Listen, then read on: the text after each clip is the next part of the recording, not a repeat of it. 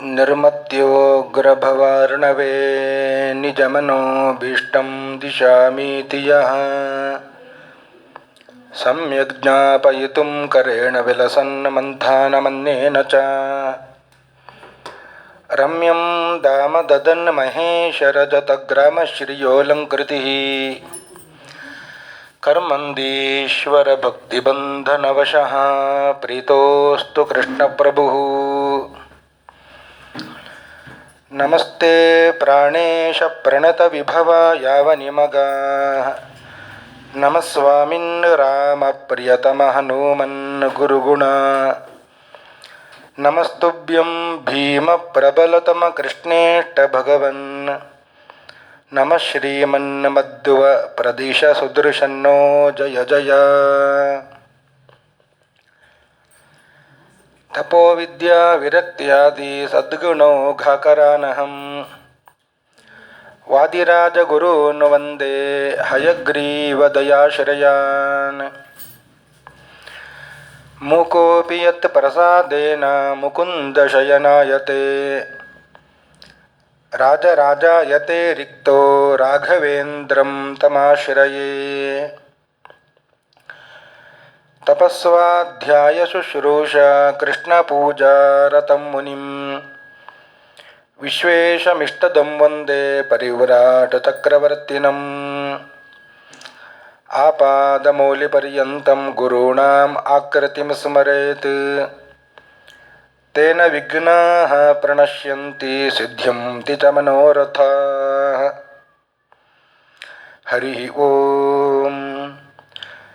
ಜನ್ಮಾದ್ಯಸ್ಯ ಯತೋನ್ವಯಾದಿತರತಶ್ಚಾರ್ಥೇಷ್ವಭಿಜ್ಞಸ್ವರಾಟ್ ತೇನೇ ಬ್ರಹ್ಮ ಹೃದಯ ಆದಿಕವಯೇ ಮುಹ್ಯಂತಿ ಯಂ ಸೂರಯಃ. ತೇಜೋ ವಾರಿಮೃದಾಂ ಯಥಾ ವಿನಿಮಯೋ ಯತ್ರ ತ್ರಿಸರ್ಗೋ ಮೃಷಾ ಧಾಮ್ನಾ ಸ್ವೇನ ಸದಾ ನಿರಸ್ತಕುಹಕಂ ಸತ್ಯಂ ಪರಂ ಧೀಮಹಿ. ಸೃಷ್ಟಿಸ್ಥಿತ್ಯಪ್ಯಯೇಹ ನಿಯತಿದೃಶಿತಮೋ ಬಂಧಮೋಕ್ಷಾಶ್ಚ ಯಸ್ಮಾತ್ ಅಸ್ಯ ಶ್ರೀ ಬ್ರಹ್ಮರುದ್ರ ಪ್ರಭೃತಿ ಸುರನರದ್ವೇಷಶತ್ರುವಾತ್ಮಕಸ್ಯ ವಿಷ್ಣೋರ್ವ್ಯಸ್ತಾಃ ಸಮಸ್ತಾಃ ಸಕಲಗುಣನಿಧಿಃ ಸರ್ವದೋಷವ್ಯಪೇತಃ ಪೂರ್ಣಾನಂದೋ ವ್ಯಯೋ ಯೋ ಗುರುರಪಿ ಪರಮಃ ಚಿಂತಯೇತಂ ಮಹಾಂತಂ. ನಿಗಮಕಲ್ಪತರೋರ್ಗಲಿತಂ ಫಲಂ ಶುಕಮುಖಾದಮೃತದ್ರವಸಂಯುತಂ ಪಿಬತ ಭಾಗವತಂ ರಸಮಾಲಯಂ ಮುಹುರಹೋ ರಸಿಕಾಃ ಭುವಿ ಭಾವುಕಾಃ. ಯಂ ಪ್ರವ್ರಜन्तಮನುಪೇತಮಪೇತಕೃತ್ಯಂ ದ್ವೈಪಾಯನೋ ವಿರಹಕಾತರ ಆಜುಹಾವ ಪುತ್ರೇತಿ ತನ್ಮಯತಯಾ ತರವೋಭಿನೇದುಃ ತಂ ಸರ್ವಭೂತಹೃದಯಂ ಮುನಿಮಾನತೋಸ್ಮಿ. ನಾರಾಯಣಂ ನಮಸ್ಕೃತ್ಯ ನರಂ ಚೈವ ನರೋತ್ತಮಂ ದೇವೀಂ ಸರಸ್ವತೀಂ ವ್ಯಾಸಂ ತತೋ ಜಯಮುದೀರಯೇ. ಶ್ರೀ ಗುರುಭ್ಯೋ ನಮಃ. ಹರಿ ಓಂ. ಶ್ರೀಮದ್ಭಾಗವತ ಪ್ರತಿಪಾದ್ಯ ಮಧ್ವಪತಿ ಶ್ರೀ ಗೋಪಾಲಕೃಷ್ಣನ ಚರಣಾರವಿಂದಗಳಲ್ಲಿ ಭಕ್ತಿ ನಮನಗಳನ್ನು ಅರ್ಪಣೆ ಮಾಡುತ್ತಾ ಶ್ರೀಮದ್ಭಾಗವತ ಪ್ರವಚನವನ್ನು ಯಥಾಶಕ್ತಿಯಾಗಿ ಪ್ರಾರಂಭವನ್ನು ಮಾಡ್ತಾ ಇದ್ದೇನೆ. ಶ್ರೀಮದ್ಭಾಗವತವನ್ನು ಶ್ರವಣ ಮಾಡುವ ಮುಂಚಿತವಾಗಿ ಭಾಗವತವನ್ನು ರಚನೆ ಮಾಡಿದ ವೇದವ್ಯಾಸರೇ ಈ ಶ್ರೀಮದ್ಭಾಗವತದ ಮಹತ್ವವನ್ನು ಪದ್ಮಪುರಾಣದಲ್ಲಿ ತಿಳಿಸಿದ್ದಾರೆ. ಆ ಮಹತ್ವವನ್ನು ನಾವು ತಿಳುಕೊಂಡು ಭಾಗವತವನ್ನು ಶ್ರವಣ ಮಾಡಿದರೆ ಅದರಲ್ಲಿ ಇನ್ನಷ್ಟು ಶ್ರದ್ಧೆ ಭಕ್ತಿಯ ಉತ್ಪತ್ತಿ ಆಗುವಂಥದ್ದು. ಒಮ್ಮೆ ನಾರದರು ಭೂಲೋಕವನ್ನು ಪ್ರವೇಶ ಮಾಡಿ ತೀರ್ಥಕ್ಷೇತ್ರ ಯಾತ್ರೆಯನ್ನು ಮಾಡಬೇಕು ಅಂತ ಬಂದರು ಅಂತ. ಎಲ್ಲ ತೀರ್ಥಕ್ಷೇತ್ರವನ್ನು ಸಂಚಾರ ಮಾಡಿದ್ದರೂ, ಎಷ್ಟು ತೀರ್ಥಕ್ಷೇತ್ರವನ್ನು ಸಂಚಾರ ಮಾಡಿದ್ರೂ ಅವರಿಗೆ ಸ್ವಲ್ಪವೂ ಕೂಡ ಮನಸ್ಸಿಗೆ ಶಾಂತಿ ಸಿಗಲಿಲ್ಲ ಅಂತ, ನೆಮ್ಮದಿ ಆಗಲಿಲ್ಲ. ಅವರೇ ಹೇಳುತ್ತಾರೆ, ಎಲ್ಲಿಗೆಲ್ಲ ಹೋಗಿ ಬಂದೆ ನಾನು. ಅಹಂ ತು ಪೃಥಿವೀಂ ಯಾತೋ ಜ್ಞಾತ್ವಾ ಸರ್ವೋತ್ತಮಾಮಿತಿ ಪುಷ್ಕರಂ ಚ ಪ್ರಯಾಗಂ ಚ ಕಾಶೀಂ ಗೋದಾವರೀಂ ತಥಾ ಹರಿಕ್ಷೇತ್ರಂ ಕುರುಕ್ಷೇತ್ರಂ ಶ್ರೀರಂಗಂ ಸೇತುಬಂಧನಂ ಏವಮಾದಿಷು ತೀರ್ಥೇಷು ಭ್ರಮಮಾಣ ಇತಸ್ತತಃ.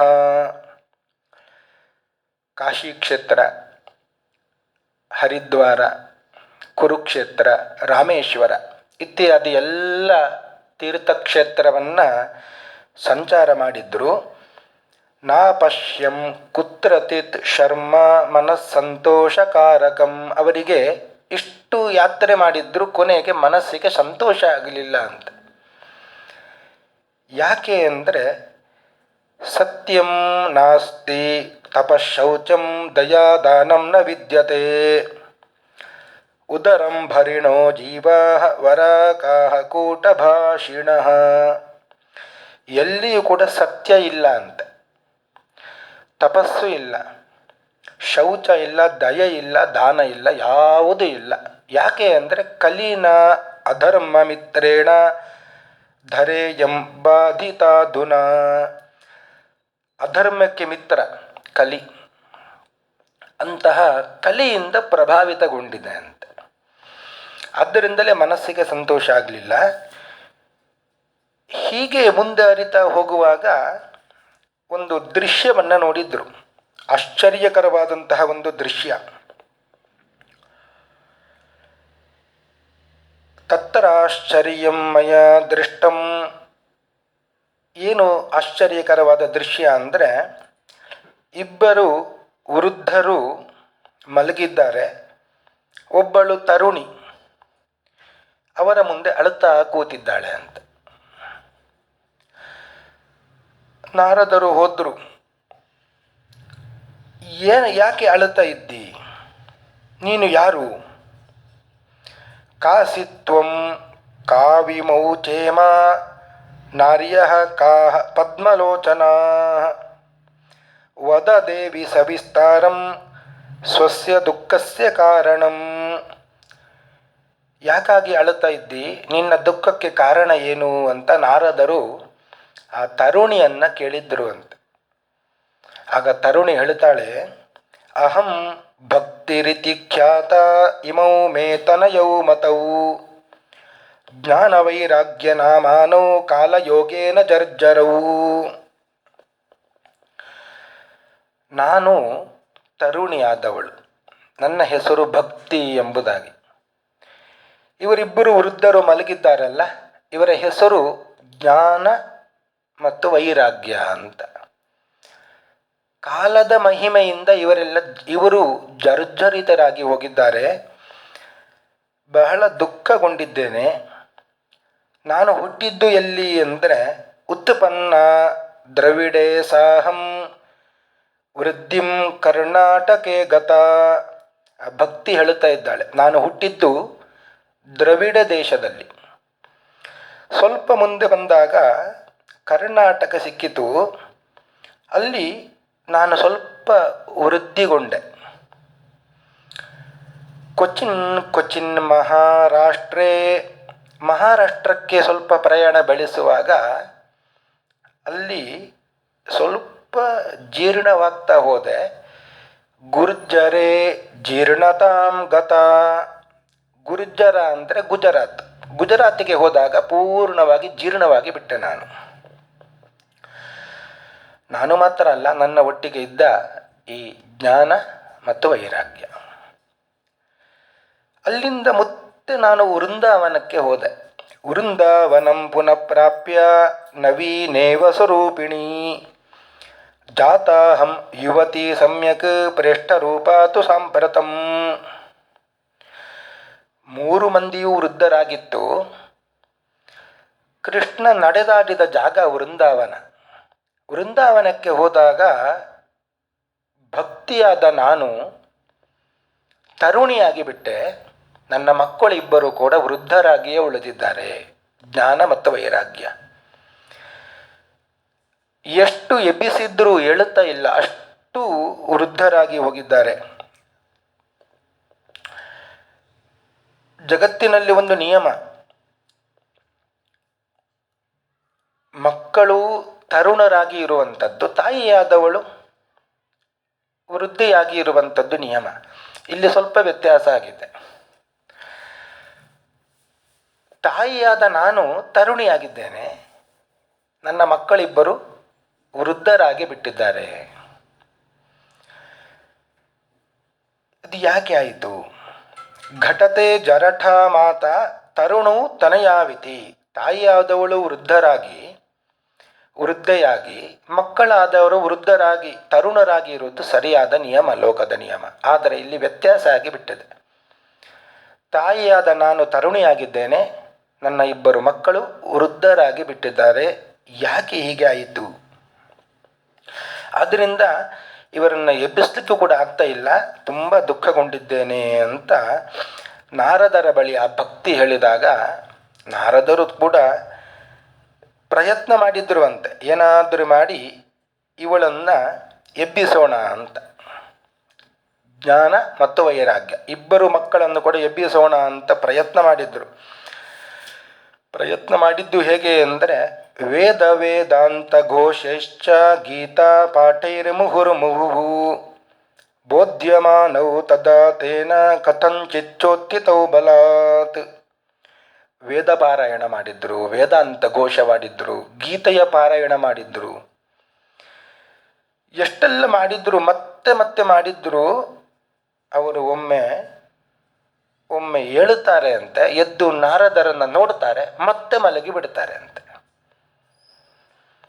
ಬಹಳ ಆಶ್ಚರ್ಯ ಆಯಿತು ನಾರದರಿಗೆ ಕೂಡ. ಇಷ್ಟೆಲ್ಲ ಪಾರಾಯಣವನ್ನು ಮಾಡಿದ್ರು ಅವರು ಹೇಳುತ್ತಾ ಇಲ್ಲ ಅಲ್ಲ, ಯಾಕೆ ಇದು? ಹೀಗೆ ನಾರದರು ಚಿಂತೆ ಮಾಡುತ್ತಾ ಇರುವಾಗ ಒಂದು ಆಕಾಶವಾಣಿ ಆಯಿತು ಅಂತ. ಯೋಮವಾಣಿ ತದೈವ ಭೂತ್ ಮಾರಿಷೇ ಖಿದ್ಯತಾಮಿತಿ ಉದ್ಯಮ ಸಫಲಸ್ತೇಯಂ ಭವಿಷ್ಯತಿ ನ ಸಂಶಯ. ಒಂದು ಯೋಮವಾಣಿ, ಆಕಾಶವಾಣಿ ಆಯಿತು. ಏನು ಖೇದ ಪಡಬೇಡ, ದುಃಖ ಪಡಬೇಡ. ಏತದರ್ಥಂ ತು ಸತ್ಕರ್ಮ ಸುರರ್ಷೇ ತ್ವಂ ಸಮಾಚಾರ. ಇವರನ್ನು ಎಬ್ಬಿಸಬೇಕು ಅಂತಾದರೆ ಒಂದು ಸತ್ಕರ್ಮವನ್ನು ಮಾಡಬೇಕು ನೀನು. ಏನು ಸತ್ಕರ್ಮ ಅಂತ ಹೇಳಿದರೆ ಅದನ್ನು ಜ್ಞಾನಿಗಳು ಸೂಚನೆ ಮಾಡ್ತಾರೆ. ಜ್ಞಾನಿಗಳ ಬಳಿ ಹೋಗಿ ಕೇಳು, ಯಾವ ಸತ್ಕರ್ಮವನ್ನು ಮಾಡಬೇಕು. ತತ್ತೇ ಕರ್ಮಾಭಿಧಾಸ್ಯಂತಿ ಸಾಧವಃ ಸಾಧುಭೂಷಣಾಃ. ನಾರದರು ಅಲ್ಲಿಂದ ಹೊರಟರು ಅಂತೆ. ಸತ್ಕರ್ಮ ಮಾಡಬೇಕು.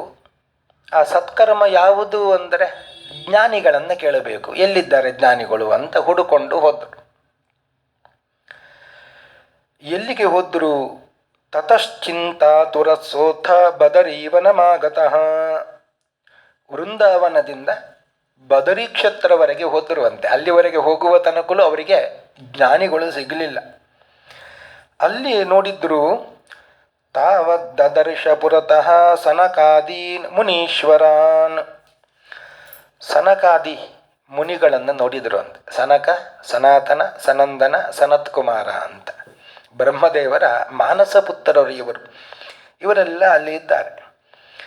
ಅವರನ್ನು ನೋಡಿದ್ದರು, ಬಹಳ ಸಂತೋಷ ಆಯಿತು. ಅವರ ಬಳಿ ಎಲ್ಲ ಹೇಳಿದ್ರು ಅಂತ. ಹೀಗೆ ಭಕ್ತಿ ಎಂಬ ತರುಣಿ ವೃದ್ಧರಾದ ತನ್ನ ಮಕ್ಕಳು ಜ್ಞಾನ ಮತ್ತು ವೈರಾಗ್ಯರನ್ನು ನೋಡಿ ಬಹಳ ದುಃಖ ಪಡ್ತಾ ಇದ್ದಾರೆ. ಅವರಿಬ್ಬರನ್ನು ಎಷ್ಟು ಎಬ್ಬಿಸಿದ್ರು ಹೇಳುತ್ತಾ ಇಲ್ಲ. ಅವರು ಏನಾದರೂ ಉಪಾಯವನ್ನು ಹೇಳಬೇಕು. ಯೋಮವಾಣಿ ಆಗಿದೆ, ಸತ್ಕರ್ಮವನ್ನು ಮಾಡಬೇಕು. ಆ ಸತ್ಕರ್ಮ ಯಾವುದು ಅಂತ ಜ್ಞಾನಿಗಳನ್ನು ಕೇಳಬೇಕು ಅಂತ ನಿಮ್ಮ ಬಳಿ ಬಂದಿದ್ದೇನೆ, ಹೇಳಿ ಅಂತ ನಾರದರು ಕೇಳ್ತಾ ಇದ್ದಾರೆ. ಆ ಸತ್ಕರ್ಮ ಯಾವುದು? ಆಗ ಸನತ್ಕುಮಾರರು ಹೇಳಿದ್ರು ಅಂತೆ, ಸತ್ಕರ್ಮ ಅಂದರೆ ಬಹಳಷ್ಟು ಇದೆ. ದ್ರವ್ಯ ಯಜ್ಞ, ತಪೋಯಜ್ಞ, ಯೋಗ ಯಜ್ಞ, ಸ್ವಾಧ್ಯಾಯ ಯಜ್ಞ, ಬೇಕಾದಷ್ಟು ಯಜ್ಞಗಳೆಲ್ಲ ಇವೆ. ಇದೆಲ್ಲ ಸತ್ಕರ್ಮವೇ. ಆದರೆ ಎಲ್ಲ ಯಜ್ಞಗಳಲ್ಲಿ ಶ್ರೇಷ್ಠವಾದ ಯಜ್ಞ ಯಾವುದು ಅಂದರೆ ಶ್ರೇಯಾನ್ ದ್ರವ್ಯಮಯಾದ್ಯಜ್ಞಾತ್ ಜ್ಞಾನಯಜ್ಞ ಪರಂತಪ ಅಂತ. ಇದು ಕೃಷ್ಣ ಗೀತೆಯಲ್ಲಿ ಹೇಳಿದ ಮಾತು. ಬೇಕಾದಷ್ಟು ಯಜ್ಞಗಳು ಇರಬಹುದು, ಆದರೆ ಎಲ್ಲ ಯಜ್ಞಗಳಲ್ಲಿ ಶ್ರೇಷ್ಠವಾದ ಯಜ್ಞ ಅದು ಜ್ಞಾನಯಜ್ಞ ಅಂತ. ಆ ಸತ್ಕರ್ಮ ಅಂದರೆ ಮತ್ತೇನೂ ಅಲ್ಲ, ಅದು ಜ್ಞಾನಯಜ್ಞವೇ. ಸತ್ಕರ್ಮ ಸೂಚಕೋ ನೂನಂ ಜ್ಞಾನಯಜ್ಞ ಸ್ಮೃತೋ ಬುಧೈ. ಯಾವುದು ಜ್ಞಾನಯಜ್ಞ? ಶ್ರೀಮದ್ಭಾಗವತಾಲಾಪ ಸತು ಶು ಗೀತ ಶುಕಾದಿಭಿ. ಜ್ಞಾನಯಜ್ಞ ಅಂದರೆ ಅದು ಶ್ರೀಮದ್ಭಾಗವತ. ಶ್ರೀಮದ್ಭಾಗವತಾಲಾಪ ಯಾರು ಹೇಳಿದ್ದು ಅಂದರೆ ಸತುಗೀತ ಶುಕಾದಿಭಿ. ಶುಕ ಮಹರ್ಷಿಗಳು ಹೇಳಿದಂತಹ ಶ್ರೀಮದ್ ಭಾಗವತ ಯಜ್ಞ ಏನಿದೆ ಇದು ಸತ್ಕರ್ಮ, ಇದನ್ನು ಮಾಡು. ಭಕ್ತಿ ಜ್ಞಾನ ವಿರಾಗಾಣಾಂ ತದ್ಘೋಷೇಣ ಬಲಂ ಮಹತ್. ಭಕ್ತಿ ಜ್ಞಾನ ವೈರಾಗ್ಯ ಈ ಮೂರೂ ಕೂಡ ದೃಢವಾಗಿ ಇರಬೇಕು ಅಂತಾದರೆ ಶ್ರೀಮದ್ ಭಾಗವತ ಎಂಬ ಜ್ಞಾನ ಯಜ್ಞವನ್ನು ನಡೆಸು ಅಂತ ನಾರದರಿಗೆ ಸನಕಾದಿಗಳು ಹೇಳಿದರು. ನಾರದರು ಹೇಳ್ತಾರೆ, ನೀವೇ ಜ್ಞಾನಿಗಳು, ನೀವೇ ಭಾಗವತವನ್ನು ಹೇಳಿ ಅಂತ ನಾರದರು ಕೇಳಿದಾಗ ಆಯಿತು ಅಂತ ಸನಕಾದಿಗಳು ಭಾಗವತವನ್ನು ಹೇಳುತ್ತೇನೆ ಅಂತ ಹೇಳಿ ಗಂಗಾದ್ವಾರಕ್ಕೆ ಬಂದರು ಅಂತ. ಗಂಗಾದ್ವಾರ ಸಮೀಪೇತು ತಟಂ ಆನಂದ ನಾಮಕಂ. ಹರಿದ್ವಾರದ ಗಂಗಾ ನದಿಯ ಬಳಿಯಲ್ಲಿ ಆನಂದ ತಟ ಅಂತ ಆನಂದವನ ಎಂಬಲ್ಲಿಗೆ ಬಂದು ಶ್ರೀಮದ್ ಭಾಗವತವನ್ನು ಸಪ್ತಾಹವನ್ನು ಮಾಡಲಿಕ್ಕೆ ಪ್ರಾರಂಭ ಮಾಡಿದ್ರು ಅಂತ. ನಾರದರು ಕೂಡ ಎಲ್ಲರಿಗೂ ಕೂಡ ಆಮಂತ್ರಣವನ್ನು ಕೊಟ್ಟಿದ್ದಾರೆ. ಶ್ರೀಮದ್ ಭಾಗವತ ಕೇಳಬೇಕು ಅಂತಾದರೆ ನಾವು ಮಾತ್ರ ಕೇಳುವುದಲ್ಲ, ಎಲ್ಲರಿಗೂ ಕೇಳಿಸಬೇಕು. ಆ ಪುಣ್ಯವೂ ಕೂಡ ಇದೆ. ಆದ್ದರಿಂದಲೇ ಭೂಲೋಕೆ ದೇವಲೋಕೆ ಚ ಬ್ರಹ್ಮಲೋಕೆ ತಥೈವ ಚ ಎಲ್ಲ ಕಡೆಗೂ ಆಹ್ವಾನ ಕೊಟ್ಟು ಬಿಟ್ಟರು ನಾರದರು. ಎಲ್ಲ ಕಡೆಯಿಂದಲೂ ಕೂಡ ಎಲ್ಲರೂ ಬಂದಿದ್ದಾರೆ ಅಂತ. ಶ್ರೀಂ ಭಾಗವತ ಪೀಯೂಷ ಪಾನಾಯ ರಸಲಂಪಟ. ಈ ಶ್ರೀಮದ್ ಭಾಗವತ ಎಂಬ ಅಮೃತವನ್ನು ಪಾನ ಮಾಡಬೇಕು ಅಂತ ಭೂಲೋಕದಿಂದ, ದೇವಲೋಕದಿಂದ, ಬ್ರಹ್ಮಲೋಕದಿಂದ ಎಲ್ಲ ಬಂದಿದ್ದಾರೆ. ಯಾರೆಲ್ಲ ಬಂದಿದ್ದಾರೆ ಅವರನ್ನೆಲ್ಲ ಹೇಳ್ತಾ ಇದ್ದಾರೆ ಇಲ್ಲಿ. ಭೃಗುರು ವಸಿಷ್ಠಶ್ಚವನಶ್ಚ ಗೌತಮೋ ಮೇಧಾತಿಥಿರ್ದೇವಲ ದೇವರಾತೌ ರಾಮಸ್ತಥಾ ಗಾದಿಸುತಶ್ಚ ಶಾಕಲೋ ಮೃಕಂಡುಪುತ್ರಾತ್ರಿ ಚ ಪಿಪ್ಪಲಾದಾಃ ಯೋಗೇಶ್ವರೌ ವ್ಯಾಸಪರಾಶರೌ ಚ ಛಾಯಾಶುಕೋ ಜಾಜಲಿಜನ್ನು ಮುಖ್ಯಾಃ ಸರ್ವೇಪಿ ಅಮೀ ಮುನಿಗಣಾಃ ಸಹ ಪುತ್ರಶಿಷ್ಯಾಃ ಸ್ವಸ್ತ್ರೀಭಿರಾಯಾಯು ರತಿಪ್ರಣಯೇನ ಯುಕ್ತಾಃ. ಭೃಗು ಮಹರ್ಷಿಗಳು, ವಸಿಷ್ಠರು, ಚ್ಯವನರು, ಗೌತಮರು, ಮೇಧಾತಿಥಿ, ದೇವಲ, ದೇವರಾತ, ಪರಶುರಾಮರು, ವಿಶ್ವಾಮಿತ್ರರು, ಶಾಕಲ, ಮಾರ್ಕಂಡೇಯರು, ಪಿಪ್ಪಲಾದರು, ವ್ಯಾಸರು, ಪರಾಶರರು ಇವರೆಲ್ಲರೂ ಕೂಡ ಬಂದಿದ್ದಾರೆ. ಮಾತ್ರವಲ್ಲ, ಎಲ್ಲ ಮುನಿಗಳು ಕೂಡ ಬಂದಿದ್ದಾರೆ ಅಂತೆ. ಅವರೆಲ್ಲ ಸಹ ಪುತ್ರ ಶಿಷ್ಯ ಸ್ವಸ್ತ್ರೀಭಿ ಆಯಯು, ತಮ್ಮ ತಮ್ಮ ಮಕ್ಕಳೊಂದಿಗೆ, ತಮ್ಮ ತಮ್ಮ ಶಿಷ್ಯರೊಂದಿಗೆ, ತಮ್ಮ ತಮ್ಮ ಪತ್ನಿಯರೊಂದಿಗೆ ಬಂದರು ಅಂತೆ. ಎಲ್ಲರೂ ಬಂದು ಕೂತಿದ್ದಾರೆ ಅಂತೆ. ಯಾಕೆ ಅಂದರೆ ಶ್ರೀಮದ್ ಭಾಗವತ ಅಮೃತವನ್ನು ಪಾನ ಮಾಡಬೇಕು ಅಂತ. ಹಾಗಾಗಿಯೇ ಇವರೆಲ್ಲರೂ ಕೂಡ ಇಲ್ಲಿ ಇರ್ತಾರಂತೆ. ಎಲ್ಲಿ ಶ್ರೀಮದ್ ಭಾಗವತ ಸಪ್ತಾಹ ಪ್ರವಚನ ನಡೀತದೋ ಅಲ್ಲಿ ಎಲ್ಲ ಇವರು ಬರ್ತಾರೆ ಅಂತೆ.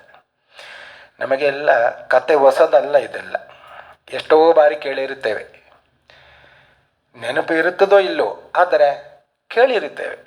ಮತ್ತೆ ಮತ್ತೆ ಆದಾಗ ಯಾಕೆ ಹೋಗಬೇಕು ಅಂದರೆ ಆ ಶ್ರೀಮದ್ ಭಾಗವತ ನಡೆಯುವಲ್ಲಿ ಅಲ್ಲಿ ಇವರೆಲ್ಲ ಬಂದು ಕೂತಿರ್ತಾರಂತೆ. ನಮಗೆ ಕಣ್ಣಿಗೆ ಕಾಣೋದಿಲ್ಲ, ಅವರ ಸನ್ನಿಧಾನ ಅಲ್ಲಿ ಇರ್ತದೆ. ಅವರ ಸನ್ನಿಧಾನದಿಂದ ನಾವು ಕೂಡ ಸ್ವಲ್ಪ ಪವಿತ್ರರಾಗ್ತೇವೆ ಅಂತ ಹೋಗಬೇಕು ಅಂತ. ಹೀಗೆ ಬ್ರಹ್ಮಲೋಕದಿಂದ, ದೇವಲೋಕದಿಂದ, ಭೂಲೋಕದಲ್ಲಿ ಇರುವವರು ಎಲ್ಲರೂ ಕೂಡ ಬಂದಿದ್ದಾರೆ. ಇನ್ನೇನು ಭಾಗವತ ಪ್ರಾರಂಭ ಆಗಬೇಕು. ಅಷ್ಟರಲ್ಲಿ ನಾರದರು ಕೇಳುತ್ತಾರೆ ಅಂತ, ಇಷ್ಟು ಮಹತ್ವ ಈ ಭಾಗವತಕ್ಕೆ ಯಾಕೆ ಬಂತು? ಸತ್ಕರ್ಮವನ್ನು ಮಾಡಬೇಕು. ಆ ಸತ್ಕರ್ಮ ಯಾವುದು ಅಂದರೆ ಶ್ರೀಮದ್ ಜ್ಞಾನಯಜ್ಞ. ಜ್ಞಾನಯಜ್ಞದಲ್ಲಿ ಯಾವುದು ಅಂದರೆ ಶ್ರೀಮದ್ ಭಾಗವತಾಲಾಪ ಅಂತ. ಅಷ್ಟು ಮಾಡಿದರೆ ಭಕ್ತಿ, ಜ್ಞಾನ, ವೈರಾಗ್ಯ ಇದೆಲ್ಲವೂ ದೃಢವಾಗ್ತದೆ ಅಂತ ಹೇಳಿದ್ದೀರಿ. ಇದು ಹೇಗೆ ಸಾಧ್ಯ? ಅಷ್ಟು ಮಹತ್ವ ಈ ಶ್ರೀಮದ್ ಭಾಗವತಕ್ಕೆ ಯಾಕೆ ಇದೆ? ಆಗ ಶ್ರೀಮದ್ ಭಾಗವತದ ಮಹತ್ವವನ್ನು ಹೇಳ್ತಾ ಇದ್ದಾರೆ ಸನತ್ ಕುಮಾರರು. ಗ್ರಂಥ 18,000 ದ್ವಾದಶ ಸ್ಕಂದ ಸಂಹಿತ ಪರೀಕ್ಷಿತ ಶುಕ ಸಂವಾದ ಶೃಣು ಭಾಗವತಂ ತತ್. 18,000 ಶ್ಲೋಕಗಳು ಅಂತೆ ಶ್ರೀಮದ್ ಭಾಗವತದಲ್ಲಿ, 12 ಸ್ಕಂದ, 344 ಅಧ್ಯಾಯಗಳು. ಇಷ್ಟು ಅಧ್ಯಾಯವರು ಇಡುವಂತಹ ಶ್ರೀಮದ್ ಭಾಗವತ, ಅದಕ್ಕೆ ಅಶ್ವಮೇಧ ಯಾಗ ಅದು ಒಂದಲ್ಲ, ಅಶ್ವಮೇಧ ಸಹಸ್ರಾಣಿ ವಾಜಪೇಯ ಶತಾನಿ ಚ. ಅಶ್ವಮೇಧ 1000 ಯಾಗ ಮಾಡಿದರೆ, ವಾಜಪೇಯ ಯಾಗ ಅಂತ ಇದೆ, ಅದು 100 ಮಾಡಿದರೆ ಎಷ್ಟು ಪುಣ್ಯವು? ಅದಕ್ಕಿಂತ ಹೆಚ್ಚು ಪುಣ್ಯ ಒಂದು ಬಾರಿ ಶ್ರೀಮದ್ ಭಾಗವತ ಸಪ್ತಾಹವನ್ನು ಮಾಡಿದರೆ ಬರುತ್ತದೆ ಅಂತ. ನ ಗಂಗಾ ನ ಗಯಾ ಕಾಶಿ ಪುಷ್ಕರಂ ನ ಪ್ರಯಾಗಕಂ ಶುಕಶಾಸ್ತ್ರ ಕಥಾ ಯಾಶ್ಚ ಫಲೇನ ಸಮತಾಂ ನಯೇತ್. ಶುಕಶಾಸ್ತ್ರ ಅಂದರೆ ಶುಕ ಮಹರ್ಷಿಗಳು ಪರೀಕ್ಷಿತನಿಗೆ ಉಪದೇಶ ಮಾಡಿದ್ದ ಶ್ರೀಮದ್ ಭಾಗವತ ಏನಿದೆ, ಇದಕ್ಕೆ ಗಂಗೆ, ಗಯೆ, ಕಾಶಿ, ಪುಷ್ಕರ, ಪ್ರಯಾಗ ಇದು ಯಾವುದು ಸಮ ಅಲ್ಲ ಅಂತ. ಅದಕ್ಕಿಂತಲೂ ಮೇಲಿನದ್ದು ಶ್ರೀಮದ್ ಭಾಗವತ. ಶ್ಲೋಕಾರ್ಧಂ ಶ್ಲೋಕಪಾದಂ ವಾ ಪಠೇತ್ ಭಾಗವತಂ ಚ ಯಃ ನಿತ್ಯಂ ಪುಣ್ಯಮವಾಪ್ನೋತಿ ರಾಜಸೂಯಾಶ್ವಮೇಧಯೋ. ಒಂದು ಶ್ಲೋಕವನ್ನಾದರೂ ಓದಬೇಕು ಅಂತ ನಿತ್ಯ. ಒಂದು ಶ್ಲೋಕ ಓದಲಿಕ್ಕೆ ಗೊತ್ತಿಲ್ಲ, ಸರಿ ಅರ್ಧ ಶ್ಲೋಕವನ್ನಾದರೂ ಓದಬೇಕು ಅಂತ. ಅರ್ಧ ಶ್ಲೋಕ ಕಷ್ಟ ಆಗ್ತದೆ ಅಂದರೆ ಅದರ ಅರ್ಧ ಭಾಗವನ್ನಾದರೂ ಓದಬೇಕಂತೆ, ಕಾಲು ಭಾಗ. ಒಂದು ಶ್ಲೋಕದಲ್ಲಿ 4 ಪಾದ ಇರ್ತದೆ, ಅದರಲ್ಲಿ 2 ಪಾದ ಅಂದರೆ ಅರ್ಧ, 1 ಪಾದ ಅಂದರೆ ಕಾಲು ಭಾಗ. ಅಷ್ಟಾದರೂ ಓದಬೇಕಂತೆ. ಶ್ಲೋಕಾರ್ಧಂ ಶ್ಲೋಕ ಪಾದಂ ವಾ ನಿತ್ಯಂ ಪಠೇತ್. ಆಗ ಏನಾಗ್ತದೆ ಅಂದರೆ ನಿತ್ಯಂ ಪುಣ್ಯಮವಾಪ್ನೋತಿ ರಾಜಸೂಯಾಶ್ವಮೇಧಯೋ. ಕಾಲು ಶ್ಲೋಕವನ್ನು ಹೇಳಿದರೂ ಸಾಕು, ನಿತ್ಯ ರಾಜಸೂಯ ಅಶ್ವಮೇಧ ಯಾಗ ಮಾಡಿದ ಪುಣ್ಯ ನಮಗೆ ಬರುತ್ತದೆ. ಅಷ್ಟು ಮಹತ್ವವುಳ್ಳಂಥದ್ದು ಶ್ರೀಮದ್ ಭಾಗವತ. ಯಾಕೆ ಅಂದರೆ ಆ ಭಾಗವತದಲ್ಲಿ ಅಷ್ಟು ಕೃಷ್ಣನ ಸನ್ನಿಧಾನ ಅಂತ. ಉದ್ಧವ ಅವನಿಗೆ ಬೇಕಾದಷ್ಟು ಕೃಷ್ಣ ಉಪದೇಶ ಮಾಡಿದ. ಕೃಷ್ಣನ ಉಪದೇಶ ಎಲ್ಲ ಮುಗೀತು, ಉದ್ಧವ ಕೊನೆಗೆ ಒಂದು ಪ್ರಶ್ನೆ ಮಾಡ್ತಾನೆ ಅಂತ. ಆಗತೋಯಂ ಕಲಿರ್ಘೋರೋ ಭವಿಷ್ಯಂತಿ ಪುನಃ ಕಲಹ ತತ್ಸಂಗೇನೈವ ಸಂತೋಪಿ ಗಮಿಷ್ಯಂತಿ ಉಗ್ರತಾಂ ಯದಾ. ಕೃಷ್ಣ, ನೀನೇನೋ ಇನ್ನು ಅವತಾರ ಸಮಾಪ್ತಿ ಮಾಡಿ ಹೋಗಿಬಿಡುತ್ತೆ. ನೀನು ಹೋದ ಮೇಲೆ ಪ್ರಾರಂಭ ಆಗುವುದೇ ಕಲಿಯುಗ. ಸಜ್ಜನರು ಅಂತ ಇರ್ತಾರೆ, ಅವರಿಗೆಲ್ಲ ನಿನ್ನ ಅನುಗ್ರಹ ಹೇಗೆ? ನಾವೆಲ್ಲ ನಿನ್ನನ್ನು ಪ್ರತ್ಯಕ್ಷವಾಗಿ ನೋಡಿದ್ದೇವೆ, ನಿನ್ನ ಅನುಗ್ರಹವನ್ನು ಪಡ್ಕೊಂಡಿದ್ದೇವೆ. ಆದರೆ ಮುಂದೆ ಬರುವ ಕಲಿಯುಗದಲ್ಲಿ ಮುಂದೆ ಬರುವಾಗ ಸಜ್ಜನರೆಲ್ಲ ಬರ್ತಾರೆ, ಅವರಿಗೆ ನಿನ್ನ ಅನುಗ್ರಹ ಹೇಗೆ ಅದನ್ನು ಹೇಳಬೇಕು ಅಂತ ಹೇಳಿದಾಗ ಕೃಷ್ಣ ಉದ್ಧವನ ಮೇಲೆ ಪ್ರೀತಿಯಿಂದ ಹೇಳ್ತಾನೆ, ಸ್ವಕೀಯಂ ಯದ್ಭವೇ ತೇಜ ತಚ್ಚ ಭಾಗವತೆ ದಧಾತ್ ತಿರೋಧಾಯ ಪ್ರವಿಷ್ಟೋಯಂ ಶ್ರೀಮದ್ಭಾಗವತಾರ್ಣವಂ. ಕೃಷ್ಣ ತನ್ನ ತೇಜಸ್ಸು ಏನಿದೆ, ಸ್ವಕೀಯಂ ಯತ್ ಭವೇ ತೇಜ, ತನ್ನ ತೇಜಸ್ಸನ್ನು ಯಾರಿಗೂ ಕಾಣದ ರೀತಿಯಲ್ಲಿ ಶ್ರೀಮದ್ ಭಾಗವತದಲ್ಲಿ ಇಟ್ಟ ಅಂತ. ಶ್ರೀಮದ್ ಭಾಗವತಾರ್ಣವಂ, ತಾನೇ ಅದನ್ನು ಪ್ರವೇಶ ಮಾಡಿದಂತೆ ಕೃಷ್ಣ, ಯಾರಿಗೂ ಕಾಣುವುದಿಲ್ಲ ಮಾತ್ರ. ಆದರೆ ಕೃಷ್ಣನ ಸನ್ನಿಧಾನ ಶ್ರೀಮದ್ ಭಾಗವತದಲ್ಲಿ ಇದೆ. ತೇನೇ ಯಂ ವಾಂಗ್ಮಯೀ ಮೂರ್ತಿ ಪ್ರತ್ಯಕ್ಷ ವರ್ತತೆ ಹರೇ. ಕೃಷ್ಣನ ವಾಂಗ್ಮಯ ರೂಪ ಇದು, ಅದು ಭಾಗವತದಲ್ಲಿ ಇದೆ. ಶ್ರೀಮದ್ ಭಾಗವತ ಎಲ್ಲಿ ನಡೀತದೋ ಅಲ್ಲಿ ಕೃಷ್ಣನ ಅನುಗ್ರಹ ಆಗ್ತದೆ ಅಂತ.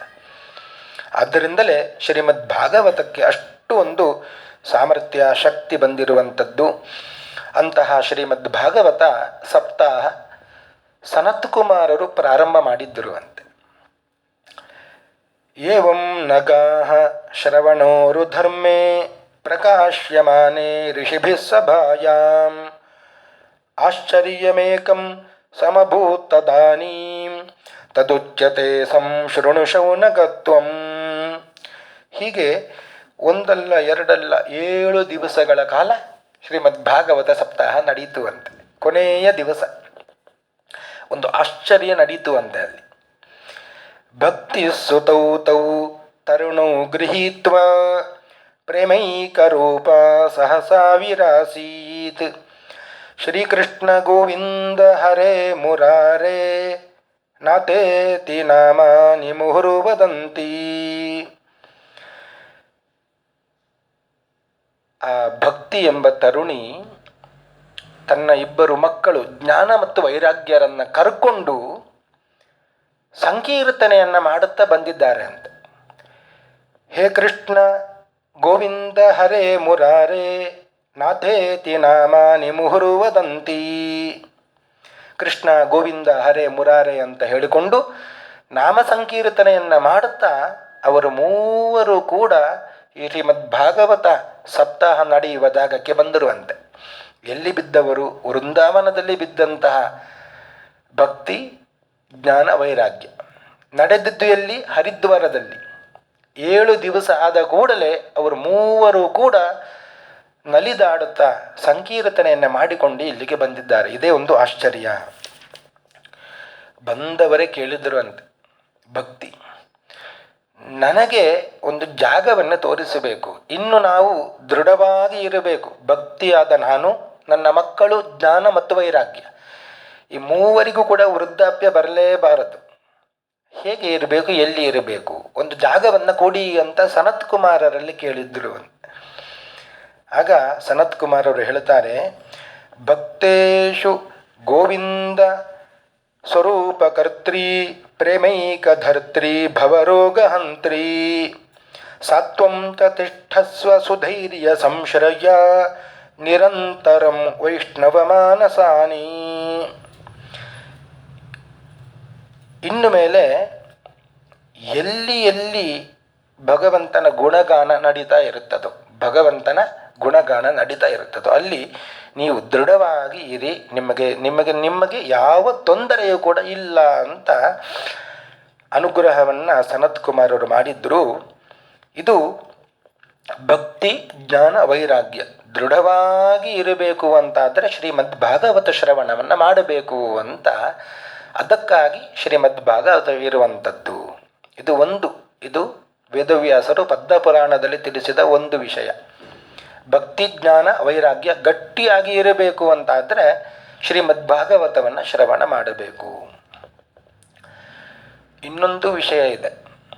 ಭಾಗವತವನ್ನು ಶ್ರವಣ ಮಾಡುವಂಥದ್ದು ಸದ್ಗತಿ ಆಗದವರಿಗೆ ಸದ್ಗತಿ ಕೂಡ ಆಗ್ತದೆ ಅಂತ. ಇದು ಒಂದು ಕಾರಣ.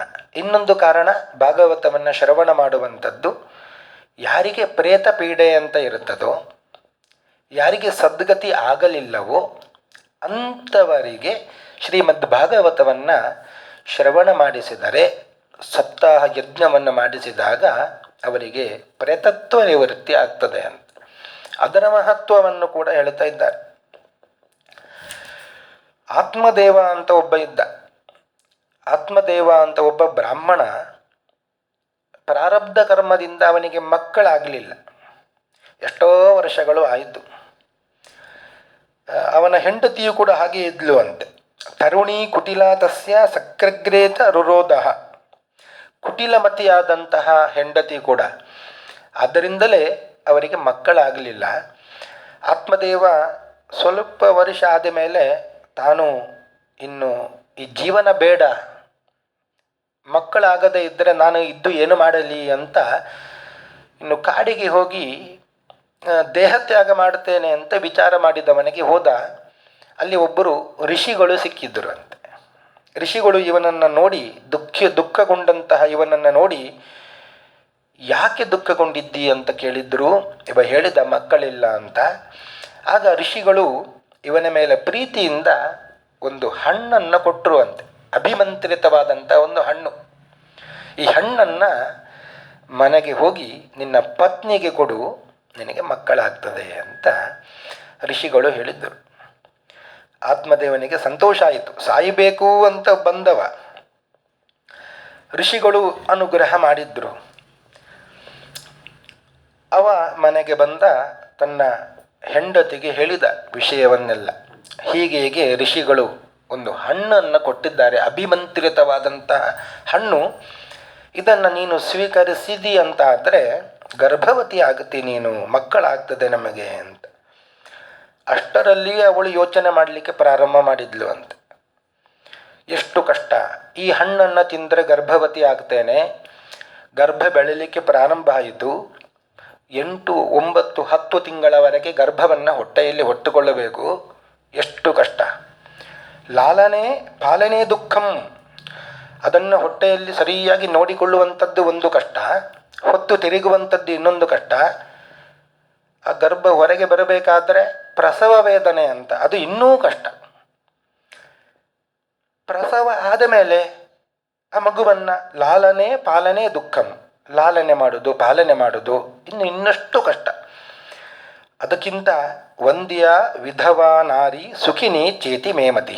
ಅವಳು ಯೋಚನೆ ಮಾಡಿದ್ದು, ಯಾರು ಬಂಜೆಯಾಗಿರ್ತಾರೋ, ಯಾರು ವಿಧವೆಯಾಗಿರ್ತಾರೋ ಅವರೇ ಸುಖದಿಂದ ಇರುವವರು. ನನಗೆ ಈ ಮಗು ಬೇಡ ಅಂತ ತೀರ್ಮಾನ ಮಾಡಿಬಿಟ್ಲು ಅಂತ. ಆದರೆ ಗಂಡನ ಬಳಿ ಹೇಳುವಾಗೆ ಇಲ್ಲ. ಏನು ಮಾಡುತ್ತಾಳೆ? ಹಣ್ಣನ್ನು ಸ್ವೀಕಾರ ಮಾಡಿ ಗಂಡನ ಬಳಿಗೆ ಹೇಳುತ್ತಾಳೆ, ನಾನು ಅಸ್ವೀಕಾರ ಮಾಡಿದೆ ಅಂತ ಸುಳ್ಳು ಹೇಳುತ್ತಾಳೆ. ಆ ಮನೆಗೆ ಆಗತಾನೆ ಅವಳ ತಂಗಿ ಬಂದಿದ್ಲು ಅಂತೆ. ತಂಗಿಯ ಬಳಿ ಮಾತುಕತೆಯೆಲ್ಲ ಆಯಿತು. ಹೀಗೆ ಗಂಡ ಒಂದು ಹಣ್ಣನ್ನು ಕೊಟ್ಟಿದ್ದಾನೆ, ತಿಂದರೆ ಗರ್ಭವತಿ ಆಗ್ತೇನೆ, ನಾನು ಏನು ಮಾಡಲಿ, ನನಗೆ ಅದು ಬೇಡ ಅಂತ. ಆಗ ಆ ತಂಗಿ ಹೇಳುತ್ತಾಳೆ, ನೀನು ತಿಂದೆ ಅಂತ ಹೇಳು, ಗರ್ಭವತಿ ಆದ ಹಾಗೆ ನಟನೆಯನ್ನು ಮಾಡು, ಹೊಟ್ಟೆಗೆ ಬಟ್ಟೆಯನ್ನು ಕಟ್ಟಿಕೊಂಡು ನಟನೆಯನ್ನು ಮಾಡು. ನಾನು ಹೇಗೂ ಗರ್ಭವತಿ ಆಗಿದ್ದೇನೆ, ಈಗ ನನ್ನ ಮಗುವನ್ನು ನಿನಗೆ ಕೊಡುತ್ತೇನೆ. ಹಾಗಾದರೆ ಈ ಹಣ್ಣು ಏನು ಮಾಡಬೇಕು? ಹಸುವಿಗೆ ಹಾಕು ಅಂತ ಪರೀಕ್ಷೆ ಮಾಡಬೇಕು ಅಂತ ತೀರ್ಮಾನ ಮಾಡಿದ್ರು. ಹಸುವಿಗೆ ಹಾಕಿದ್ರು ಅಂತ. ಅತ ಕಾಲೇನ ಸಾ ನಾರಿ ಪ್ರಸೂತ ಬಾಲಕಂ ತದಾ. ಕಾಲಕ್ರಮೇಣ ನಟನೆಯನ್ನು ಮಾಡ್ತಾ ಇದ್ದರು. ಆಗ ಆ ತಂಗಿ ಒಂದು ಮಗುವಿಗೆ ಜನ್ಮವನ್ನು ಕೊಟ್ಟಳು. ಅವಳು ಕೂಡ ಇಲ್ಲಿಯೇ ಇದ್ಲು. ಆ ಮಗುವನ್ನು ಇವಳಿಗೆ ಒಪ್ಪಿಸಿದ್ಲು ಅಂತ. ಏನೋ ಒಂದು ನಟನೆಯನ್ನು ಮಾಡಿ ಮಗುವನ್ನು ಒಪ್ಪಿಸಿದ್ಲು. ಹಾಲು ಕೊಡಬೇಕಲ್ಲ ಅಂತ ಹೇಳಿದಾಗ, ನನ್ನಲ್ಲಿ ಹಾಲು ಇಲ್ಲ, ಹಾಗಾದ್ರಿಂದ ತಂಗಿ ಕೂಡ ಇಲ್ಲೇ ಇರಲಿ ಅಂತ ಆ ತಂಗಿಯನ್ನು ಕೂಡ ಕೂಡಿಸಿಕೊಂಡಿದ್ಲಂತೆ. ಬಹಳ ಸಂತೋಷ ಆಯಿತು ಆತ್ಮದೇವನಿಗೆ, ಒಂದು ಗಂಡು ಮಗು ಹುಟ್ಟಿತಲ್ವಾ ಅಂತ. ಕೂಡಲೇ ದಾನ ಧರ್ಮಾದಿಗಳನ್ನೆಲ್ಲ ಮಾಡಿದ, ಜಾತಕರ್ಮವನ್ನು ಮಾಡಿದ, ಹೆಸರನ್ನು ಕೂಡ ಇಟ್ಟ ಅಂತೆ ಆ ಮಗುವಿಗೆ. ಪುತ್ರಸ್ಯ ದುಂದುಕಾರೀತಿ ನಾಮ ಮಾತ್ರ ಪ್ರತಿಷ್ಠಿತಂ. ದುಂದುಕಾರಿ ಅಂತ ಒಂದು ಹೆಸರನ್ನು ಇಟ್ಟ. 3 ತಿಂಗಳು ಆಗಿದೆ ಅಷ್ಟೇ. ತ್ರಿಮಾಸೆ ನಿರ್ಗತೆ ಛಾತ ಸಾಧೇನು ಸುಷುವೇರ್ಭಕಂ. 3 ತಿಂಗಳು ಆದ ಮೇಲೆ ಕೊಟ್ಟಿಗೆಯಲ್ಲಿ, ಗೋಶಾಲೆಯಲ್ಲಿ ಇದ್ದಂತಹ ಹಸು ಒಂದು ಮಗುವನ್ನು ಪಡ್ಕೊಂಡಿದೆ ಅಂತೆ. ಸುಷುವೆ, ಒಂದು ಮಗು ಹುಟ್ಟಿದೆ ಅಂತೆ. ಯಾವುದಕ್ಕೆ? ಹಸುವಿಗೆ ಒಂದು ಮಗು ಹುಟ್ಟಿದೆ. ಬಹಳ ಆಶ್ಚರ್ಯ ಆಯಿತು. ಎಂತಹ ಮಗು! ಸರ್ವಾಂಗ ಸುಂದರಂ ದಿವ್ಯಂ ನಿರ್ಮಲಂ ಕನಕ ಪ್ರಭುಂ. ಒಳ್ಳೆಯ ಬಂಗಾರದ ಮೈಕಾಂತಿ, ಸರ್ವಾಂಗ ಸುಂದರವಾದಂತಹ ದಿವ್ಯವಾದಂತಹ ಮಗು. ನೋಡುವಾಗಲೇ ಬಹಳ ಖುಷಿಯಾಗುವಂತಹ ಒಂದು ಸಂದರ್ಭ. ಬಹಳ ಆಶ್ಚರ್ಯ ಆಯಿತು. ಆತ್ಮದೇವ ಅಂದುಕೊಂಡ, ಭಾಗ್ಯೋದಯೋಧುನಾ ಜಾತಃ. ನನಗೆ ಇವತ್ತು ಭಾಗ್ಯ ಉದಯ ಆಯಿತು, ಸೌಭಾಗ್ಯ ಪ್ರಾಪ್ತಿಯಾಯಿತು. ಧೇನ್ವ ಬಾಲಃ ಪ್ರಸೂತಸ್ತು ದೇವರೂಪೀತಿ ಕೌತುಕಂ. ಮಗುವನ್ನು ನೋಡಿದಾಗ ಒಳ್ಳೆಯ ದೈವ ಕಳೆ ಆ ಮಗುವಲ್ಲಿ ಇದೆ. ಬಹಳ ಸಂತೋಷ ಆಯಿತು. ಆ ಮಗು ಹೇಗಿತ್ತು ಅಂದರೆ, ಇಡೀ ದೇಹ ಮನುಷ್ಯನ ದೇಹವೇ, ಆದರೆ ಕಿವಿ ಗೋವಿನಂತೆ ಇತ್ತುವಂತೆ.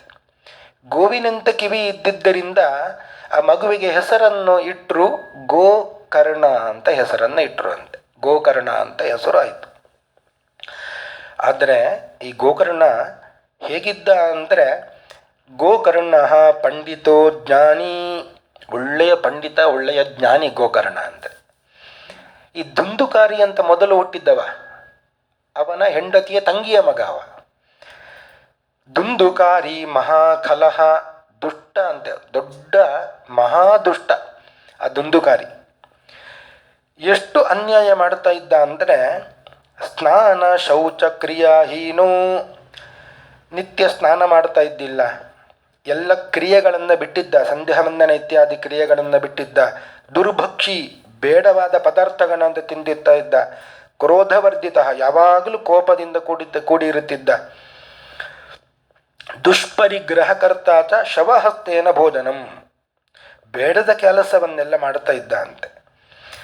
ಎಲ್ಲ ಆಟಾಡಲಿಕ್ಕೆ ಬಂದ ಮಕ್ಕಳನ್ನೆಲ್ಲ ಕರ್ಕೊಂಡು ಹೋಗಿ ಹಾಳು ಬಾವಿಗೆ ಹಾಕ್ತಾ ಇದ್ದ ಅಂತೆ.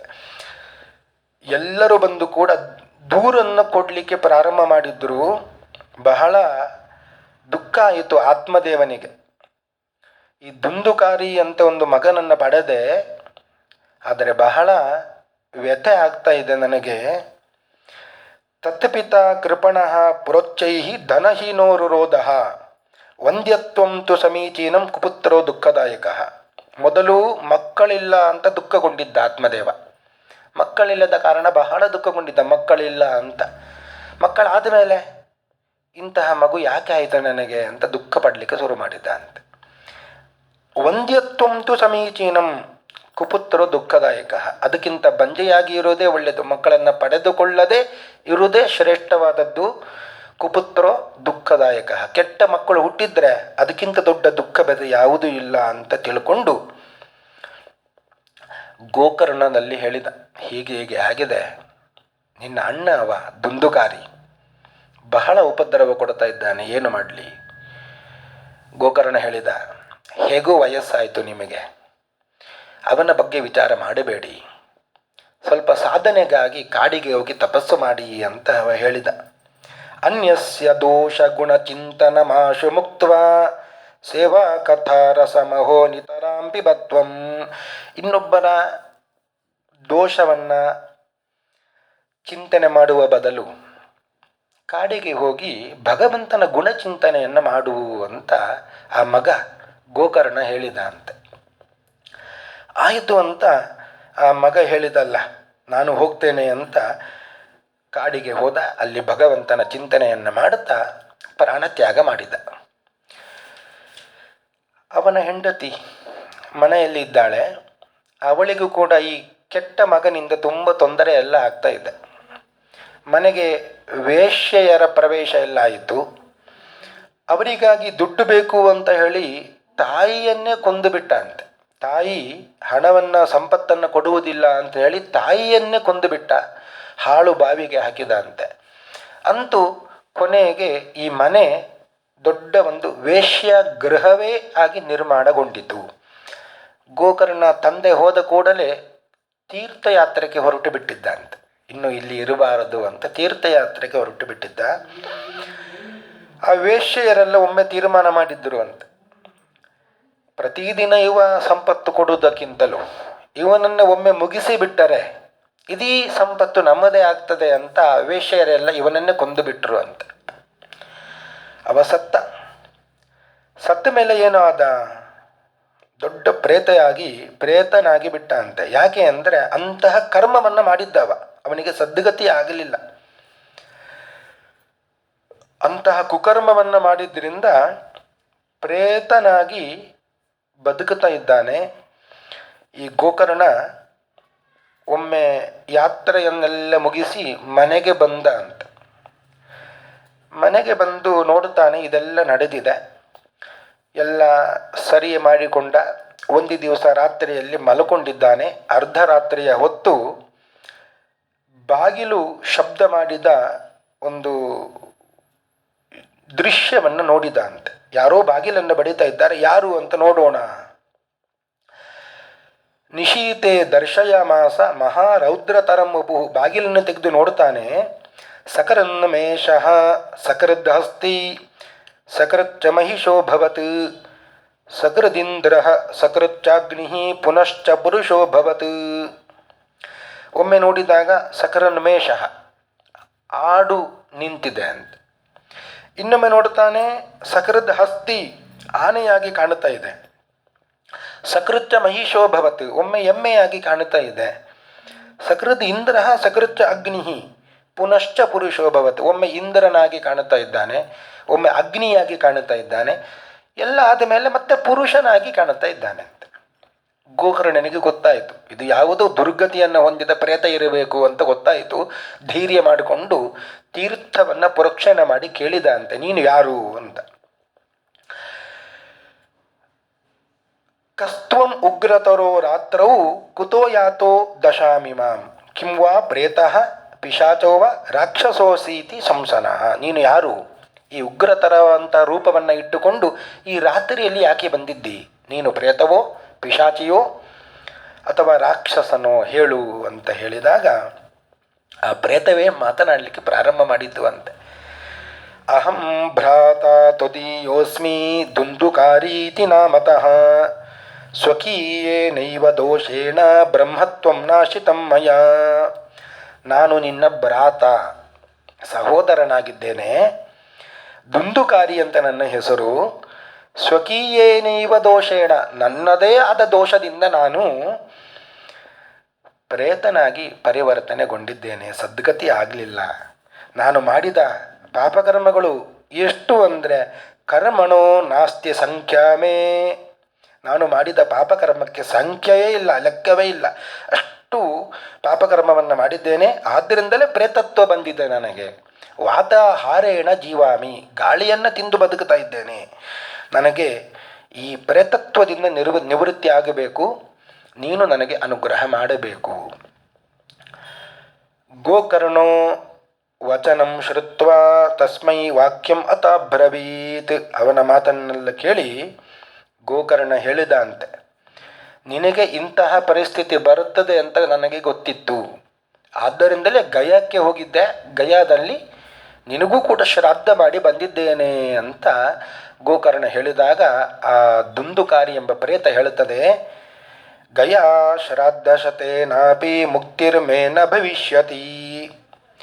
ನೀನು ಒಂದು ಶ್ರಾದ್ದ ಮಾಡಿ ಬಂದಿದ್ದೀಯಲ್ಲ, ಗಯಾ ಶ್ರಾದ್ದ ಶತೇನಾಪಿ 100 ಗಯಾ ಶ್ರಾದ್ದ ಮಾಡಿ ಬಂದರೂ ನನಗೆ ಮುಕ್ತಿ ಆಗುವುದಿಲ್ಲ. ಹಾಗಂತ ಗಯಾ ಶ್ರಾದ್ದೆ ಸಣ್ಣದು ಅಂತಲ್ಲ, ಅದಕ್ಕಿಂತ ದೊಡ್ಡದು ಪಾಪಕರ್ಮ ನನ್ನದು ಇದೆ ಅಂತ. ಅಷ್ಟು ಮಾಡಿದ್ರೂ ನನ್ನ ಪಾಪಕರ್ಮದಿಂದ ಬಿಡುಗಡೆ ನನಗೆ ಆಗೋದಿಲ್ಲ, ಆದ್ದರಿಂದ ಪ್ರೇತತ್ವ ಹೋಗುವುದಿಲ್ಲ. ಉಪಾಯಂ ಅಪರೋ ಕಿಂಚಿತ್ ತ್ವಂ ವಿಚಾರಯ ಸಾಂಪ್ರತಂ. ಇನ್ನೊಂದು ಏನಾದರೂ ಉಪಾಯ ಇದ್ದರೆ ಮಾಡು, ಅದರಿಂದ ಪ್ರೇತತ್ವ ನಿವೃತ್ತಿ ಆಗಬೇಕು ನನಗೆ ಅಂತ ಬಹಳ ಬೇಡಿಕೊಂಡಾಗ ಗೋಕರ್ಣ ಅದೇ ದಿವಸ ರಾತ್ರಿಯಲ್ಲಿ ಸ್ವಲ್ಪ ಮಲಗಿ ಪ್ರಾತಃ ಕಾಲದ ಅರುಣೋದಯ ಕಾಲದಲ್ಲಿ ಸೂರ್ಯನಾರಾಯಣನನ್ನು ತಪಸ್ಸು ಮಾಡಿದ ಅಂತ. ಭಗವಂತ ಉಪದೇಶ ಮಾಡಿದ, ಭಾಗವತ ಸಪ್ತಾಹವನ್ನು ಮಾಡುವಂತ ಭಗವಂತ ಉಪದೇಶ ಮಾಡಿದ ಅಂತ. ಆಗ ಆಯಿತು ಅಂತ ಶ್ರೀಮದ್ ಭಾಗವತಾನ ಮುಕ್ತಿ ಸಪ್ತಾಹಂ ವಾತನಂ ಕುರು ಇತಿ ಸೂರ್ಯವತ ಸರ್ವೈ ಧರ್ಮರೂಪಂ ತು ವಿಶ್ರುತಂ. ಭಾಗವತದಿಂದ ಮುಕ್ತಿ ಆಗ್ತದೆ ಅಂತ ಸೂರ್ಯನಾರಾಯಣ ಹೇಳಿದ ಕೂಡಲೇ ಇವ ಕೂಡ ಒಂದು ವ್ಯವಸ್ಥೆ ಮಾಡಿಕೊಂಡ, ಇನ್ನು ಸಪ್ತಾಹ ಯಜ್ಞವನ್ನು ಮಾಡುತ್ತೇನೆ.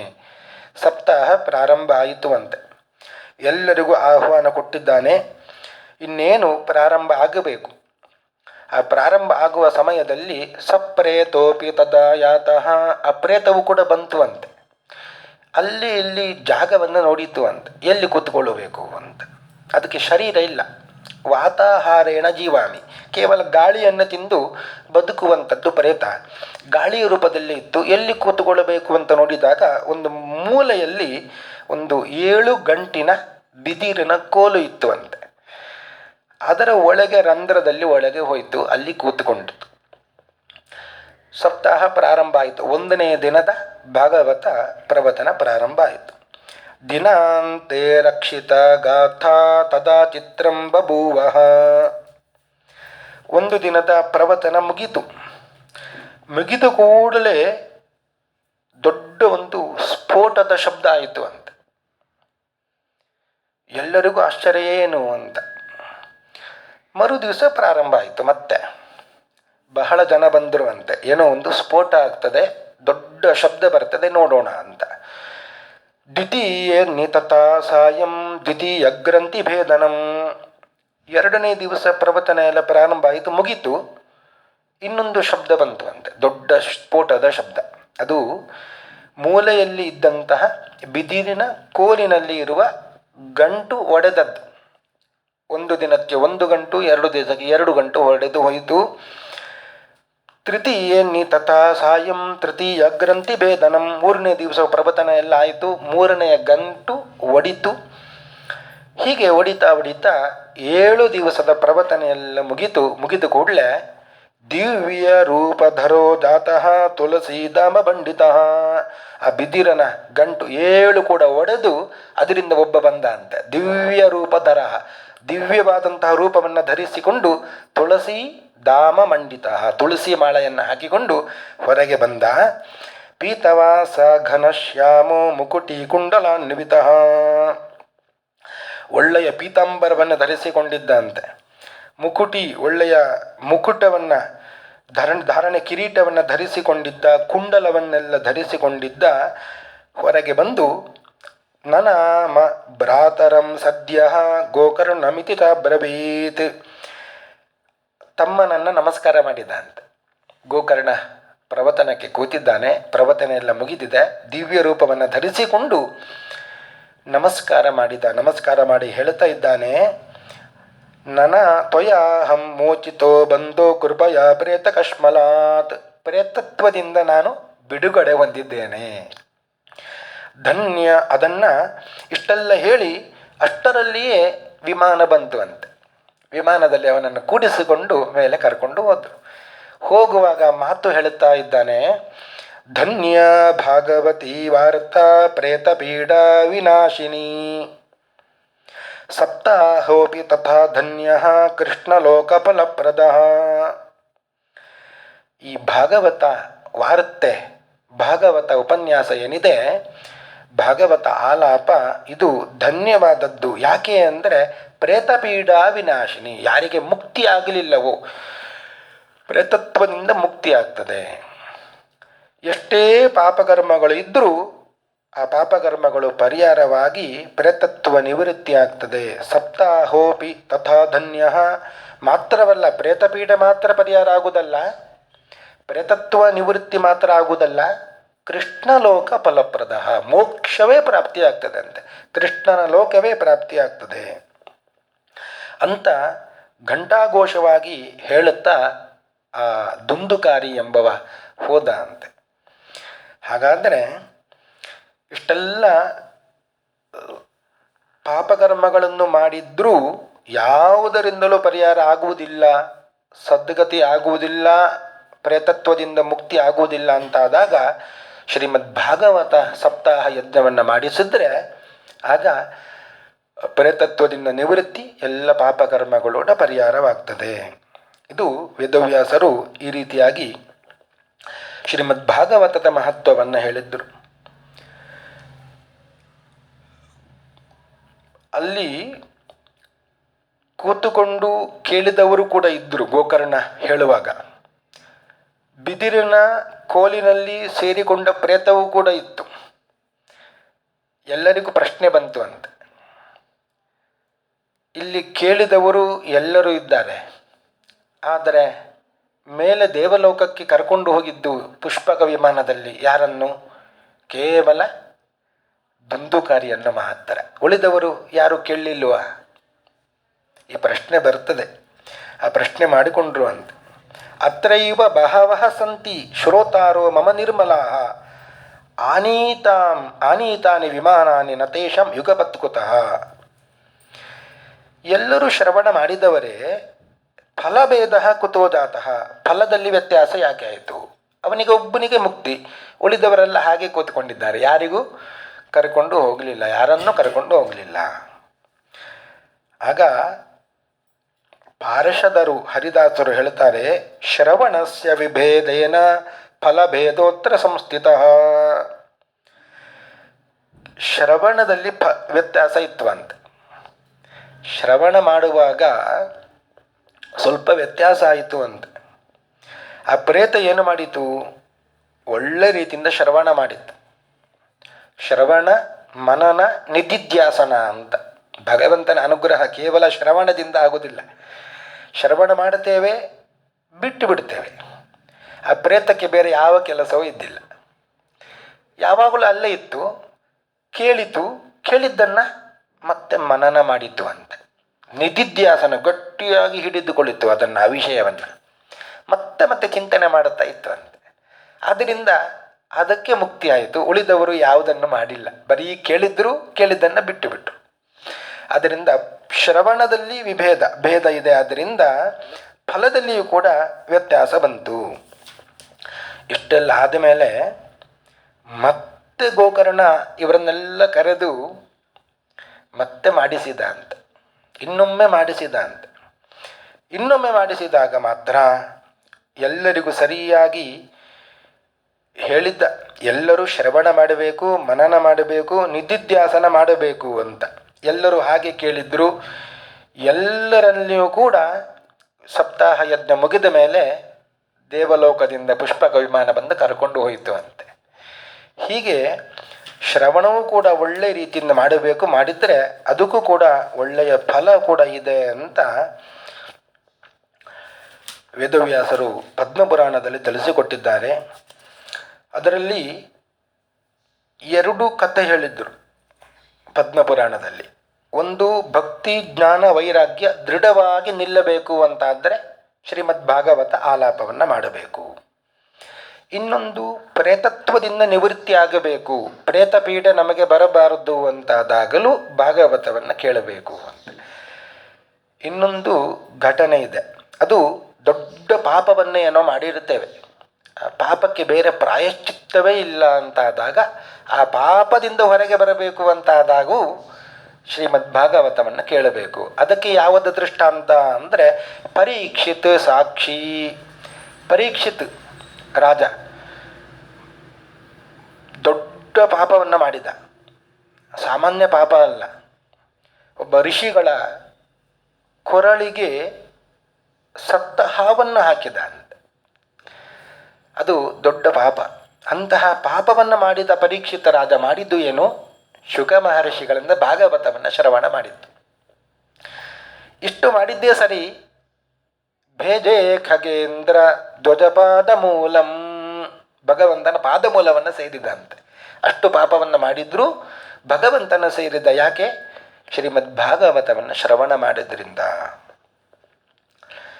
ಆ ಕೃಷ್ಣ ನಿರ್ಗಮಾತಿ 30 ವರ್ಷಾಧಿಗತೆ ಕಲೌ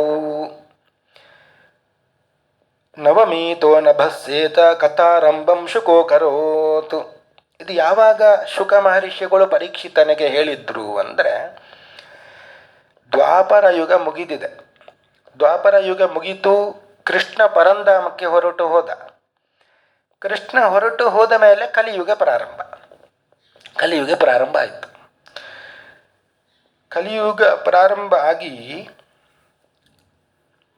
30 ವರ್ಷಾಧಿಗತೆ, 30 ಅಂದರೆ 30 ವರ್ಷ ಆಗಿದ್ದು ಅಷ್ಟೇ.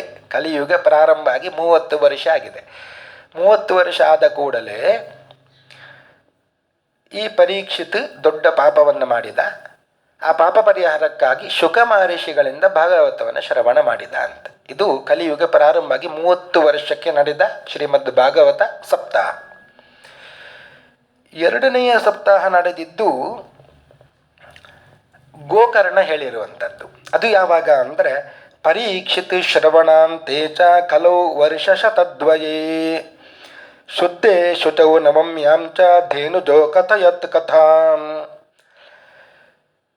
30 ವರ್ಷಕ್ಕೆ ಪರೀಕ್ಷಿತ್ ಕೇಳಿದ್ದು. ಇನ್ನೂ 200 ವರ್ಷ ಆದ ಮೇಲೆ, ಅರ್ಥಾತ್ 230 ವರ್ಷ ಆದ ಮೇಲೆ ಧೇನುಜ ಅಕಥಯತ್ ಕಥಾಂ, ಗೋಕರ್ಣ ಹೇಳಿದ ಅಂತೆ. ಯಾವಾಗ ಹೇಳಿದ್ದು? ಆಷಾಢ ಮಾಸದ ಶುಕ್ಲ ಪಕ್ಷದ ನವಮಿಯಲ್ಲಿ ಹೇಳಿದ್ದು. ಇದು ಗೋಕರ್ಣ ಹೇಳಿದ ಸಪ್ತಾಹ. 230 ವರ್ಷ ಆದಮೇಲೆ, ಇನ್ನೂ 30 ವರ್ಷ ಆದಮೇಲೆ, ತಸ್ಮಾದಪಿ ಕಲೌ ಪ್ರಾಪ್ತೆ 30 ವರ್ಷ ಗತೆ ಸತಿ ಊಚುರೂರ್ಜೇಸತೆ ಪಕ್ಷೆ ನವಮ್ಯಾಂ ಬ್ರಹ್ಮಣ ಸುತಾಹ. ಇನ್ನೂ 30 ವರ್ಷ ಆದಮೇಲೆ, ಅರ್ಥಾತ್ 260 ವರ್ಷದ ಆದಮೇಲೆ ಸನತ್ ಕುಮಾರರು ನಾರದರಿಗೆ ಹೇಳಿದ್ದು, ಭಕ್ತಿ ಜ್ಞಾನ ವೈರಾಗ್ಯ ಅದು ದೃಢವಾಗಿ ಬರಬೇಕು ಅಂತ. ಊಚುರೂರ್ಜೇಸಿತೆ ಪಕ್ಷೆ, ಕಾರ್ತಿಕ ಮಾಸದ ಶುಕ್ಲ ಪಕ್ಷದ ನವಮಿಯಿಂದ ಆರಂಭ ಮಾಡಿದ್ದು. ಪರೀಕ್ಷಿತ್ ಕೇಳಿದ್ದು ಯಾವಾಗ? ಭಾದ್ರಪದ ಮಾಸದಲ್ಲಿ ಶುಕ್ಲ ಪಕ್ಷದ ನವಮಿಯಿಂದ ಹುಣ್ಣಿಮೆಯ ತನಕ. ಹೀಗೆ 3 ಸಪ್ತಾಹ ನಡೆದಿದೆ ಕಲಿಯುಗದ ಪ್ರಾರಂಭದಲ್ಲಿ. ಒಂದು ಪರೀಕ್ಷಿತ್ಗೆ ಶುಕಾಚಾರ್ಯರು ಹೇಳಿದ್ದು, ಅದು 30 ವರ್ಷ ಕಲಿಯುಗ ಪ್ರಾರಂಭ ಆಗಿ ಆದ ಮೇಲೆ. ಇನ್ನು 200 ವರ್ಷ ಆದ ಮೇಲೆ ಗೋಕರ್ಣ ಹೇಳಿದ್ದು, ಅದು ಆಷಾಢ ಮಾಸದಲ್ಲಿ. ಇನ್ನೂ 30 ವರ್ಷ ದಾಟಿದ ಮೇಲೆ, ಅರ್ಥಾತ್ 260 ವರ್ಷ ಆದ ಮೇಲೆ ಸನತ್ ಕುಮಾರರು ನಾರದರಿಗೆ ಹೇಳಿದ್ದು ಅಂತೆ. ಹೀಗೆ 3 ಬಾರಿ ಸಪ್ತಾಹ ನಡೆದಿತ್ತು. ಅಸಾರೇ ಸಂಸಾರೇ ವಿಷಯ ಸ್ವಿಷಸಂಗ ಕುಲಧಿಯ ಕ್ಷಣಾರ್ಧಂ ಕ್ಷೇಮಾರ್ಥಂ ಪಿಬತ ಶುಕಗಾಥಾ ತುಲಸುಧಾಂ ಕಿಮರ್ಥಂ ವ್ಯರ್ಥಂ ಭೋ ವ್ರಜತ ಕುಪತೆ ಕುತ್ಸಿತ ಕಥೆ ಪರೀಕ್ಷಿತ ಸಾಕ್ಷಿ ಯಶ್ರವಣಗತ ಮುಕ್ತ್ಯುಕ್ತಿ ಕಥನೆ. ವ್ಯಾಸರು ಒಂದು ಮಾತನ್ನು ಹೇಳುತ್ತಾರೆ. ಅಸಾರವಾದಂಥ ಈ ಸಂಸಾರದಲ್ಲಿ ಎಲ್ಲವೂ ಕೂಡ ವಿಷದಿಂದ ತುಂಬಿದೆ. ಎಲ್ಲ ವಿಷಯ ಪದಾರ್ಥಗಳು ಕೂಡ ವಿಷದಿಂದ ತುಂಬಿದೆ. ಆ ವಿಷ ಎಲ್ಲ ಪರಿಹಾರ ಆಗಬೇಕು ಅಂತಾದರೆ ಕ್ಷಣಾರ್ಧಂ ಕ್ಷೇಮಾರ್ಥಂ, ಒಂದು ಕ್ಷಣವಾದರೂ ಬೇಡ, ಅರ್ಧ ಕ್ಷಣವಾದರೂ. ಶುಕಗಾಥಾ ತುಲಸುಧಾಂ, ಶುಕರು ಪರೀಕ್ಷಿತನಿಗೆ ಹೇಳಿದಂತಹ ಶ್ರೀಮದ್ ಭಾಗವತ, ಅದನ್ನು ಭಾಗವತ ಎಂಬ ಅಮೃತವನ್ನು, ಅತುಲ ಸುಧಾಂ, ಅದನ್ನು ಕೇಳಬೇಕು. ಕಿಮರ್ಥಂ ವ್ಯರ್ಥಂ ಭೋ ವರದತ ಕುಪತೆ ಕುತ್ಸಿತ ಪತೆ, ಯಾಕೆ ಜೀವನವನ್ನು ವ್ಯರ್ಥ ಮಾಡಿಕೊಳ್ಳುತ್ತಿದ್ದೀರಿ?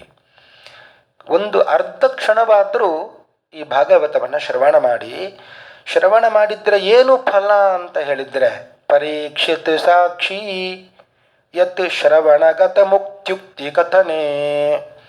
ಪರೀಕ್ಷಿತರಾದನೇ ನಮಗೆ ಸಾಕ್ಷಿ. ಎಷ್ಟು ದೊಡ್ಡ ಪಾಪ ಮಾಡಿದ್ದ, ಅಂತಹ ಪಾಪ ಮಾಡಿದ್ದರೂ ಶ್ರೀಮದ್ ಭಾಗವತವನ್ನು ಶ್ರವಣ ಮಾಡಿದರೆ ಅವನಿಗೆ ಮುಕ್ತಿ ಆಯಿತು.